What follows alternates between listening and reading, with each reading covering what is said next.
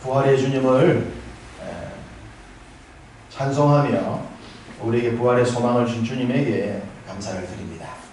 부활의 소식 가운데 기쁨이 여러분의 삶의 범사에 충만하기를 주의 이름으로 축복합니다. 제가 지금 말씀드리는 말을 누가 했는지 알아맞혀 보시기를 바랍니다. 나는 기독교인으로서 기만과 거짓말의 희생자가 되지 않을 사명을 지닌다. 그리고 진실과 정의, 우리 민족의 투사가 되어야 할 사명을 지닌다. 혹시 누가 했는지 짐작하시겠습니까? 힌트를 좀 드릴까요? 우리나라 사람 아닙니다. 독일 사람입니다. 네, 독일 루터. 우리 이신혜 권사님 대단하십니다. 루터가 독일 사람의 사실을. 루터는 아닙니다. 나는 기독교인으로서의 기만과 거짓말의 희생자가 되지 않을 사명을 지닌다. 그리고 진실과 정의, 우리 민족의 투사가 되어야 할 사명을 지닌다. 이 말은 독일의 히틀러가 했습니다. 이 말은 누가 했을까요? 나는 여러분의 마음에 미움이 싹트지 않기를 바란다. 증오는 눈을 멀게 하고 사고를 편협하게 만들어 공정함을 빼앗기 때문이다. 중동 쪽의 사람입니다. 나는 여러분의 마음에 미움이 싹트지 않기를 바란다. 증오는 눈을 멀게 하고 사고를 편협하게 만들어 공정함을 빼앗기 때문이다. 이 말은 사담 후세인이 했습니다. 마지막 이 말은 여러분이 알만한 사람입니다. 나의 가장 큰 바람은 여러분이 가능한 한 빠른 시일 내에 부러워할 것이 없는 삶을 사는 것이다. 나의 가장 큰 기쁨은 여러분의 기쁨과 슬픔을 함께하며 꿈을 현실로 만들기 위해 힘차게 나아가는 것이다. 다시 한번 말씀드리면 여러분이 알만한 사람입니다. 먼데 있는 사람이 아닙니다. 나의 가장 큰 바람은 여러분이 가능한 한 빠른 시일 내에 부러워할 것이 없는 삶을 사는 것이다.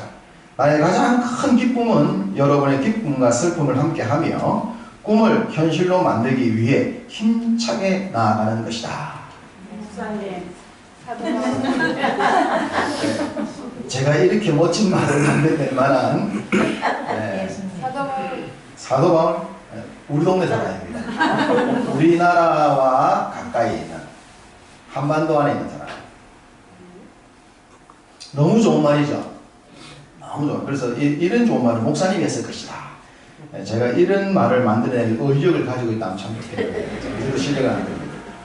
이 말은 북한의 김정일이 했습니다. 제가 방금 말씀드린 히틀러, 사담 후세인, 김정일이 했던 말은 기름이 뚝뚝 떨어질 만큼 너무나 기름지고 좋은 말들입니다. 그런데 그들은 수많은 사람들을 죽음으로 몰아가는 정말 악명 높은 살인자들입니다. 권력과 권세를 독점했던 자가 어떤 삶을 사는가를 보여주는 가장 대표적인 사람들 중에 한 사람들입니다. 집중된 권력, 그것이 가져오는 비패는 상상을 초월합니다. 우리 주님은 창조주셨습니다. 우리 주님은 절대 권력을 주셨던 분입니다. 그러나 우리 주님은 그 권력을 남용하시거나 악용하신 적이 없습니다. 그에 반해 인생들은 자신에게 권력이나 명예나 부귀가 주어지면 그걸 독점해서 악용하는 모습들을 보여줍니다. 물론 모든 사람이 그런 것은 아닙니다. 그러나 대부분의 불신자, 그리고 하나님을 잘못 믿는, 히틀러 같은 경우는 하나님을 잘못 믿는 케이스예요. 유대인을 죽이는 것이 말씀의 성취라고 잘못 생각했던 사람입니다. 유대인들이 예수님을 죽일 때 그 핏값을 우리의 자녀들에게 돌려달라고 하지 않았습니까? 히틀러가 유대인들을 죽이면서 그 말씀을 성취한다 생각했거든요. 하나님을 믿지 않는 자나 하나님을 바르게 믿지 않는 자들에게는 부나 권력이나 병해가 집중되게 되면 그것을 악용하게 됩니다. 굉장히 무서운 결과를 가져옵니다. 그렇기 때문에 권력이 집중되지 않도록 시스템이 있어야 되며 법이 있어야 되며 그를 제재할 수 있는 세력이 있어야 하는 겁니다. 그렇지 않은 세상은 위험한 세상이 되는 거예요. 우리나라를 생각해 봅시다. 우리나라에 많은 왕들이 있었지만 그 왕들 중에 존경받는 왕들은 숫자가 적습니다. 우리나라에 대통령이 있었는데 대통령들 중에서도 존경받는 대통령이 별로 없습니다. 지금 21세기에 살아가는 우리 시대에 민의가 가장 잘 반영되고 있는 시대를 하지 않습니까? 한마디 하면 인터넷에 올라오고 지금 함부로 하지 못하는 시대잖아요. 대한민국 역사에서 민의가 가장 잘 반영되고 있는 이 시대에 지도자들도 존경을 별로 못 받습니다. 이것은 인생의 한 단면이라는 겁니다. 인생은 창조주 하나님과의 관계가 있지 아니할 때에, 하나님을 바르게 만나지 못할 때에 자기에게 조금이라도 권세나 명예나 어떤 것이 주어지면 그걸 가지고 악용할 가능성이 높다는 것을 보여줍니다. 그것은 죄로 물든 인생의 어쩔 수 없는 한계입니다. 죄의 주인인 사탄이 죄에 물든 인생들을 그렇게 지배하기 때문입니다. 바로 그러한 지배로부터 벗어나서 우리에게 어떤 것이 주어지더라도 그것을 선하게 사용할 수 있기 위해서는 죄와 사망의 권세를 이기신 부활의 주님을 믿어야 할 줄 믿습니다. 우리가 부활의 계절에 다시 한번 주님의 그 은혜를 되새기면서 우리가 삶의 현장 속에서 어떻게 살아야 될 것인가, 그에 대한 도전을 받았으면 좋겠습니다. 우리 예수님은 말씀드렸듯이 절대 권력을 가지고 계셨지만 그분은 자기를 희생하셨어요. 우리 주변에 절대 권력이나 절대 재산이나 절대 명예를 가지고 있는데 그걸 희생하는 경우를 본 적이 있습니까? 그런 사람들을 만나기 어려워요. 오히려 권력을 가지고 있거나 재물을 가지고 있으면 없는 사람 것을 더 착취하려고 합니다. 요즘 우리 선거철인데 뉴스를 보면서 우리를 실망하는 건 뭡니까? 있는 사람이 법을 바르게 만든다 해놓고 난 뒤에 자기의 전셋집을 더 올려받는 그런 모습들, 우리가 한편에 생각하면 아니 현금도 그래만 다 그러고 재산도 있으면 법을 만드는 사람 입장에서 오히려 자기가 그런 모델이 되면 참 좋을 텐데 그럴 수 없는 겁니다. 그게 안 되는 겁니다. 사람은 더 갖고 싶은 거예요. 더 누리고 싶은 거예요. 더 올라가고 싶은 거예요. 이게 죄성인 거예요. 이것을 조절할 수 있어야 되는데 인간의 힘으로는 안 된단 말이에요. 인간의 힘으로 안 되는 이것을 부활하신 주님의 은혜와 그분의 가르침 속에서 만들어가야 되며 바꿔가야 하는 거예요. 이게 믿음 생활인 거예요. 우리 예수님은 절대 권력을 가지신 분이지만 희생을 통하여 우리에게 어떻게 사는 인생이 행복인가라고 하는 걸 알려주셨습니다. 자기 희생.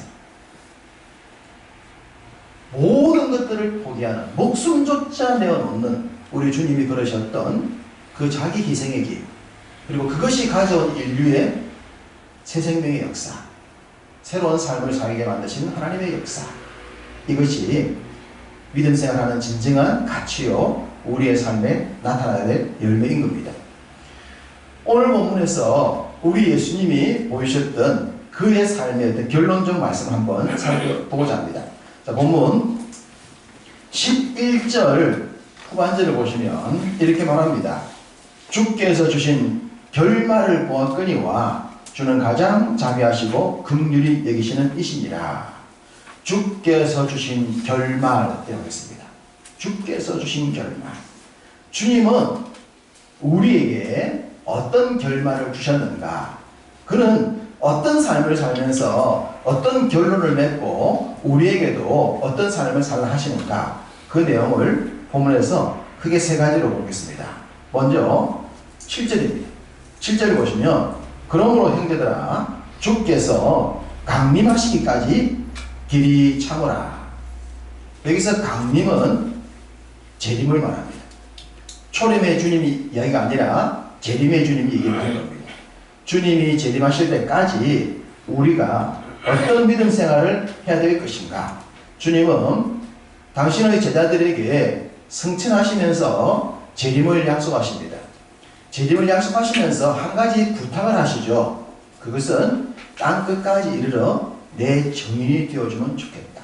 나의 증인, 내가 어떤 삶을 살았으며 내가 너희들에게 부탁한 것이 무엇인가를 잘 지켜주면 좋겠다 라는 부탁을 하셨고, 제자들은 스승 되신 주님의 그 부탁을 받아서 성실하게 복음 증거자의 삶을 삽니다. 그래서 대부분의 제자들이 순교를 당하죠. 대부분의 제자들이 십자가 깃발 아래 목숨을 잃는 순교의 자리까지 이르지만 그 복음을 잘 전합니다. 그리고 그 전해진 복음을 받았던 사람들이 또 이 복음을 전해주고 전해주어서 이 땅에 들어왔고, 이 땅에 들어왔던 복음도 많은 사람들이 목숨을 잃었지만 목숨을 잃으면서도 복음을 전해줬기 때문에 지금 우리가 믿음 생활을 하고 있는 건 아닙니까? 그러면 목숨을 잃으면서까지 주님의 부탁을 따를 수 있었던 그 힘과 에너지의 원동력은 무엇이냐? 이게 재림에 대한 소망입니다.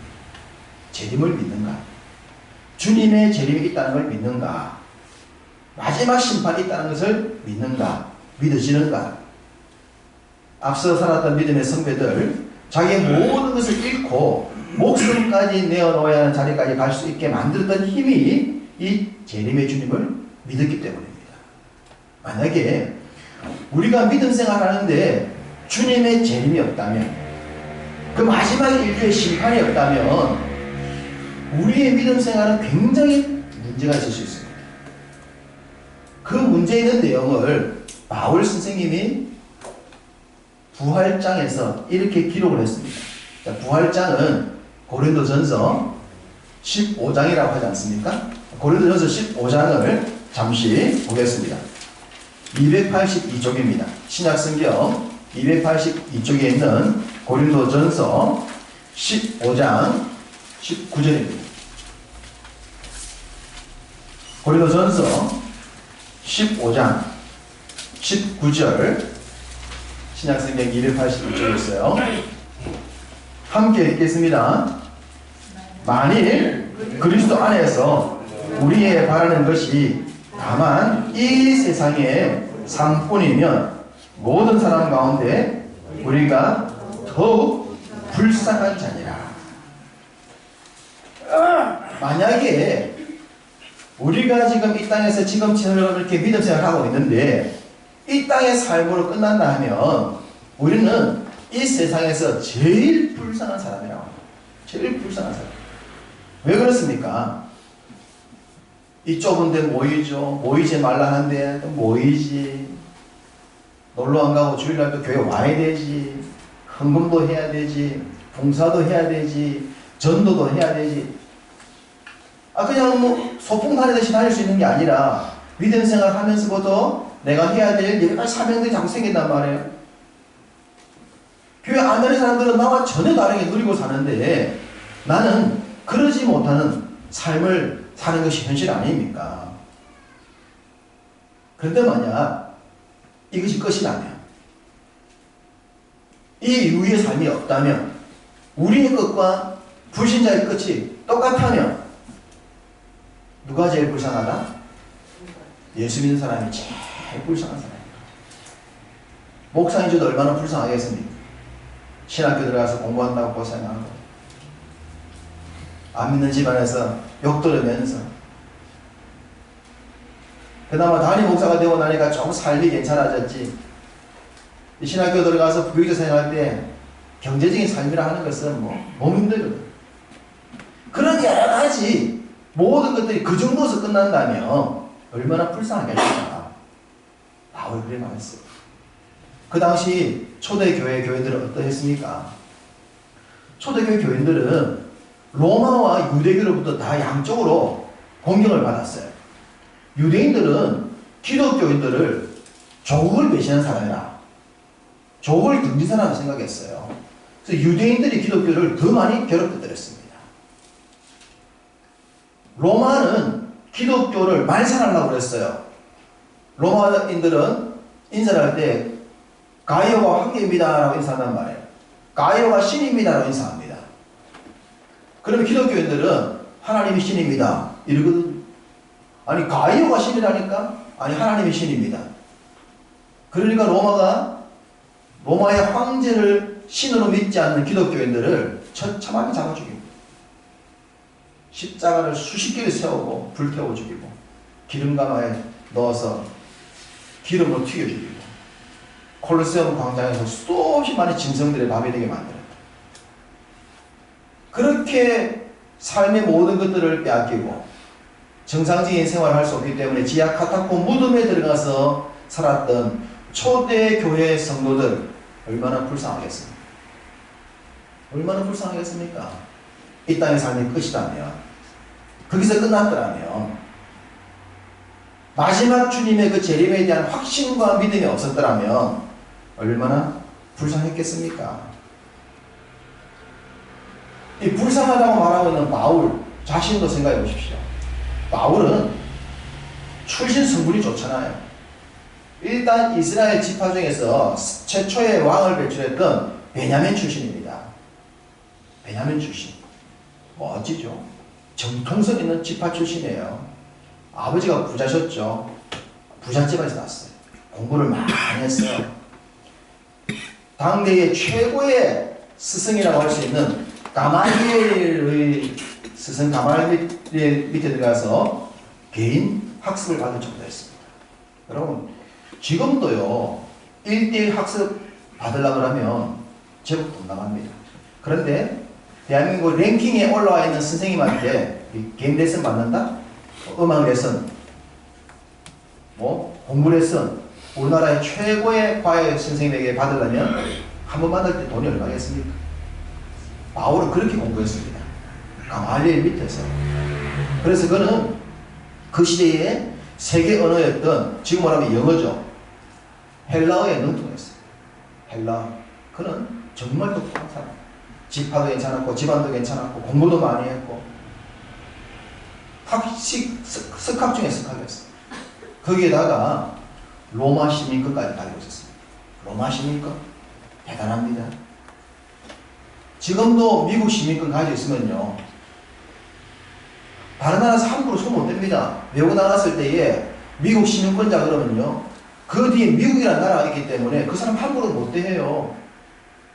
이게 시민권이에요. 그 당시 세계를 지배했던 로마라는 나라의 시민권을 가진 사람이 바울입니다.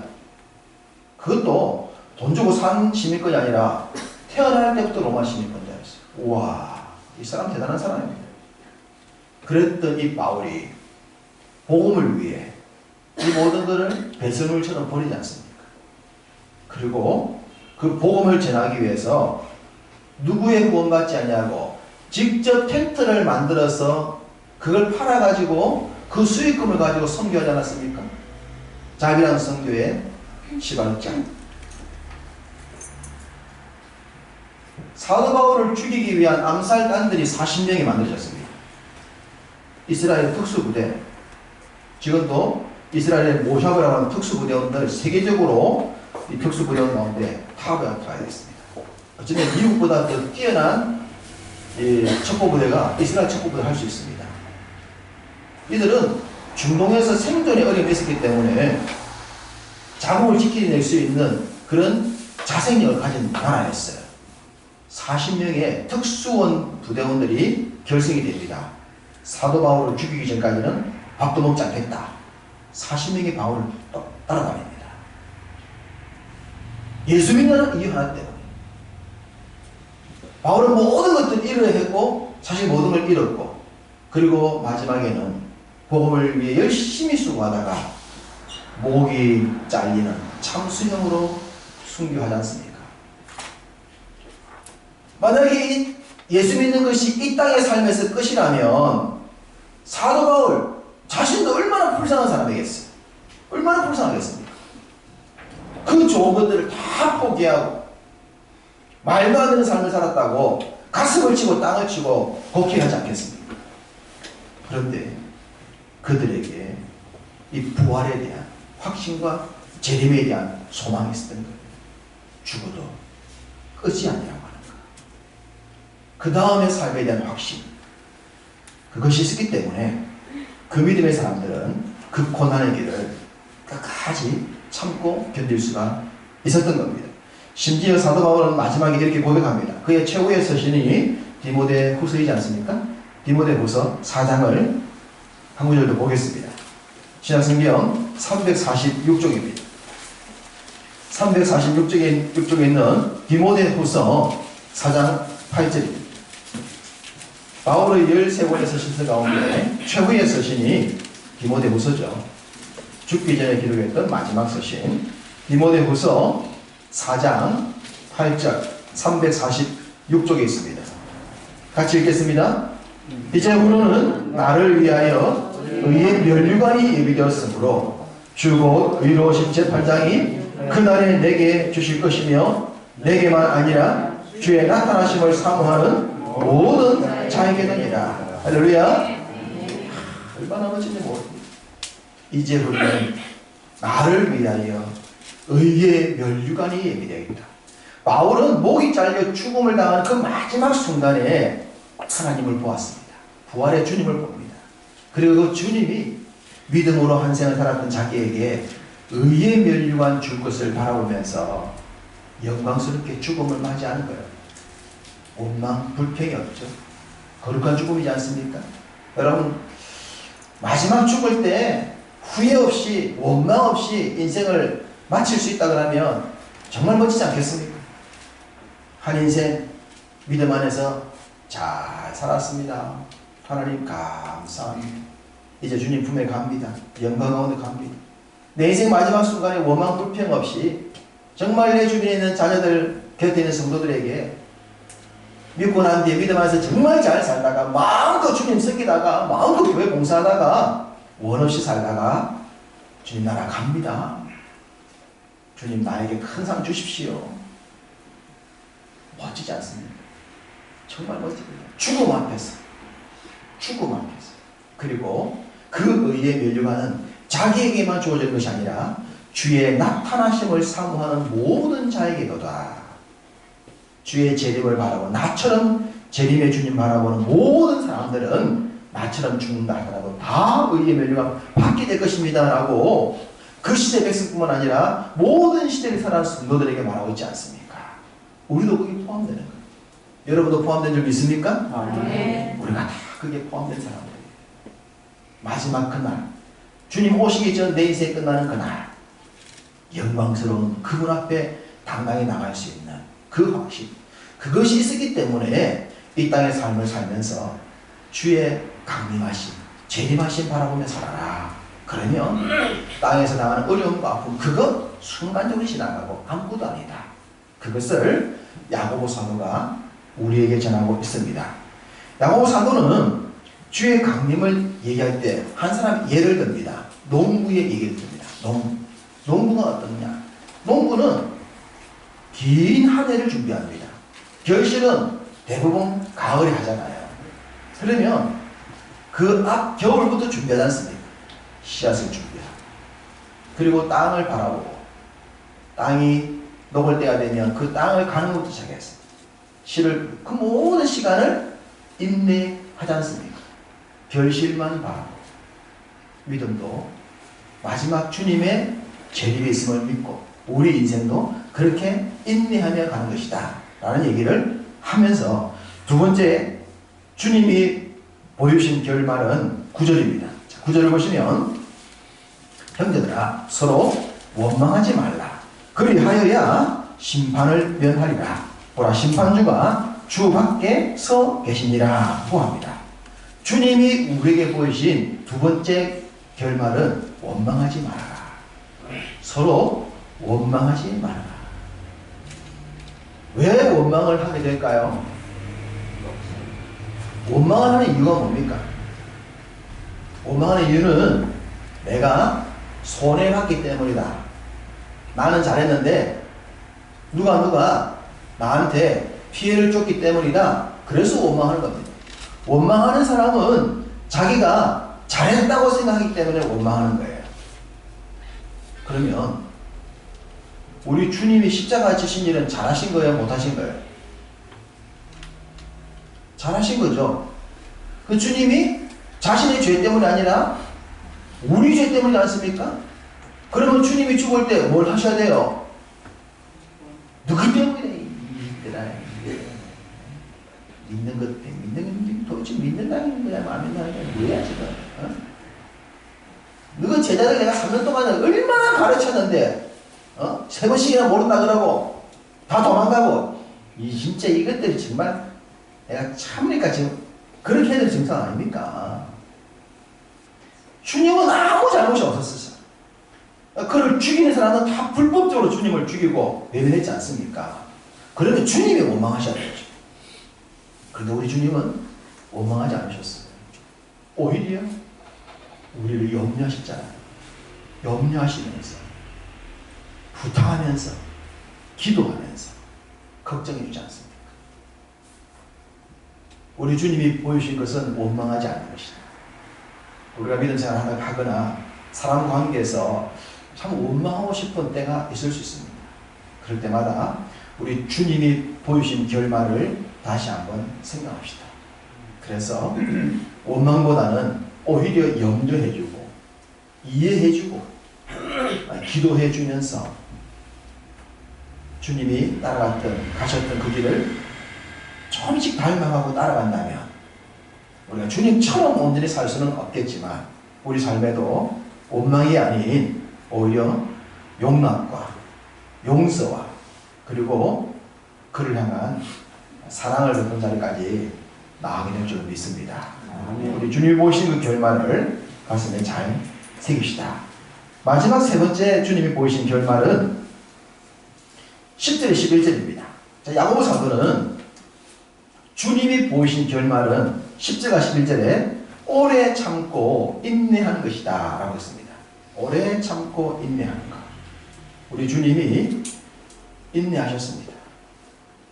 제자들이 잘 모를 때도 인내하셨고 사람들이 자기를 외면하고 괴롭히고 때리고 재판하고 불법적으로 그를 함부로 다루고 그런 모든 상황에서도 주님은 참고 인내하셨습니다.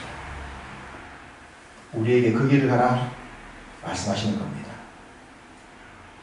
우리가 자녀를 키울 때 오래 참고 인내하는 게 필요합니다. 그렇지 않습니까? 아기를 갖는 순간부터 그 어머니의 입덧하면서 10개월 동안 아기를 데리고 있는 그 시간 그때가 힘들다 그랬는데 그건 아무것도 아니고 아이가 나오면 더 힘들다 그러잖아요. 그 나온 아이를 정상적인 아이로 키우기 위해서 걸음마 시키고 말 가르치고 기저귀 갈아주고 틱틱 돌아서는 것 인내하면서 사람 한번 만들어 보려고 우리가 우리 자녀들한테 쏟은 그 시간과 인내와 오래 참음 우리도 부모가 되고 나는데 우리 부모님이 이해했잖아요. 우리 자녀들이 우리를 잘 모를 거예요. 지금도 애 낳아보고 길러봐야 아 우리 엄마 고생 좀 하셨겠구나. 그래서 우리 부모님들 하는 말이 있죠. 니하고 똑같은 놈 하나 낳아봐야 된다. 니하고 똑같이 나가지고 똑같이 네가 행동 받아보면 네 내 마음이 이해할기다. 아니 좀 애들하고 얘기 좀 하자고 얘기 좀 하자 그러는데 얘기도 안 하려고 그래. 우리 집 애들 얘기 잘합니다. 우리 집 애들 때는 얘기를 너무 많이 해서 하게 돼 있어요. 둘째는 좀 말을 좀 적게 하지만 얘기 좀 하자. 도대체 내가 네 삶을 모르겠다. 어떻게 사는지 얘기 좀 해라. 부모 마음은 몰라요. 나중에 똑같은 자식 만나가지고 자식이 도대체 내가 어떻게 사는지 모르겠다 그럴 때 엄마가 했던 말이 그 말이구나. 마음 많이 속상하셨겠네. 그때라도 깨닫고 가서 엄마 품 안아주면서 엄마 죄송해요라고 하면 다행인데 그것도 모르면 뭐 답이 없는 거죠. 근데 우리 부모님들은 자녀를 그렇게 인내하면서 참으면서 그렇게 사람답게 살도록 만들어낸 거 아닙니까? 믿음 생활도 뭐다? 인내하고 오래 참는 거예요. 참아내야 되는 거예요. 마지막까지 참는 사람이 이긴다 그러지 않습니까? 요즘 우리 매스컴에 정인이 사건, 구미의 침묵 사건, 야 어떻게 자녀를 그럴 수 있을까? 집에서 개를 한 마리 키우는데 개가 때로 말 안 들으면 야단치거든요. 근데 개를 야단쳐도 마음이 아파요. 짐승 개. 그래서 얘는 삐지는 거 할까? 내가 때렸다는 거 삐지같이 고생해가지고 흠칫뽕 해가지고 뭐 내하고 말도 안 하고 그럴까? 그런 생각이 든단 말이야. 아니 짐승도 그런데 어떻게 사람을 말도 안 되지 않습니까? 왜 그런 거예요? 자녀를 운다고 해서 말 안 한다고 해서 뭐 그런 거예요. 애가 말 안 한다고 막 그렇게 이상하게 취급하고 운다고 해가지고 애를 또 어떻게 하고 상상할 수 없는 주님이 우리에게 말씀하신 것은 참고 인내해라. 세상에도 마찬가지지만 믿음의 길은 더더군다나 그런 거예요. 믿음의 길은 우리 주님이 가신 것처럼 참고 인내해야 됩니다. 우리 주님이 참고 인내하셨기 때문에 십자가에서 승리하신 것 아닙니까? 그분이 그렇게 참고 인내하셨기 때문에 우리에게 새 생명을 주신 거잖아요. 이제 우리가 예수만 믿으면 지옥 안 가고 영원한 시간으로 새 땅 들어갈 수 있는 자격이 주어진 것 아닙니까? 그분의 그 오래 참과 인내가 있었기 때문에 우리에게도 믿음의 길에 있어서 믿음 가운데 인내하고 오래 참으면 주님이 거두셨던 같은 그런 아름다운 결과 거둘 줄 믿습니다. 아멘. 그런 결과 얻기 위해서 동일하게 믿음의 길을 가야 될 줄 믿습니다. 야고보는 11절에 한 사람이 예를 듭니다. 누구처럼 인내하라? 욥처럼. 욥은 사실 우리가 비교할 수 있는 사람은 아니에요. 그런데도 욥이 어떤 인내를 했습니까?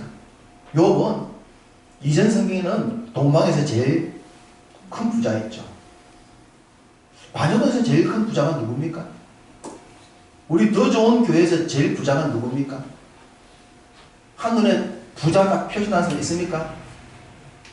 우리들에는 한눈에 부자인 사람 표시가 안 납니다. 우리 다 비슷비슷합니다. 뭐 바녀도에서 제일 부자, 해운대에서 제일 부자, 부산에서 제일 부자, 한국에서 제일 부자. 그럼 이근희 돌아가셨죠, 회장님. 이제 그렇게 좀 가야 큰 부자. 뭐 돈의 개념이 우리가 다르죠. 욥이 최고 부자이다. 최고 부자. 그랬던 이 부자가 재산 다 잃었죠. 자식 10명 잃었죠. 마누라는 나에게 하는 말이 당신 그렇게 하나님 믿을 것 같으면 그렇게 하나님 믿으면서 당신 행편이 그 꼬라지 같으면 하나님을 욕하고 죽어서 마. 그러고는 마누라가 도망갔단 말이에요. 이 마누라는 이럴 때 인간이라고 표현이 됩니까? 마누라가 힘들 때 아파해주고 눈물 흘려주고 기도해주고 이래 해도 못 이겨낼 텐데 하나님 욕하고 죽어서 마. 그랬던 마누라. 몸은 썩어버렸지. 온몸이 썩었지. 친구들이 찾아와가지고 네가 임마 죄가 없으면 이럴 리가 있냐? 너 무슨 죄가 있어? 이렇게 네 삶이 이리 무너졌어. 이렇게 공격당하는 그 모든 그 고통 가운데서 욥이 하나님을 원망하지 아니하고 인내하고 참았다는 것 아닙니까? 하나님의 뜻이 있을 거예요. 나는 이해를 못해. 나는 이해를 못한다. 이해를 못하지만 내가 이렇게 된 것에는 하나님의 뜻이 있을 거야. 그래서 나중에 가보면 알겠지. 지금은 모르겠지만, 난 지금 설명도 못하지만 나중에는 알겠지. 나중에 가보자. 그렇게 욥이 인내하고 오래 참았더니 하나님이 나중에 모든 것들을 두 배로 보상하지 않습니까? 칭찬해 주면서 욥 같은 자 없다라고 하시면서, 이게 욥의 결론 아니에요? 우리 주님의 결론이라는 거예요. 우리 주님이 인내하시면서 고난의 길을 걸으시면서 죽음의 자리까지 가시면서 오래 참고 인내하신 것은 우리를 살리기 위해, 우리를 복주기 위해 그러셨다고 하는 것. 그러면서 우리들에게 너희들도 내가 가는 그 길을 따라오면 좋겠다, 그 말씀하고 계시지 않습니까?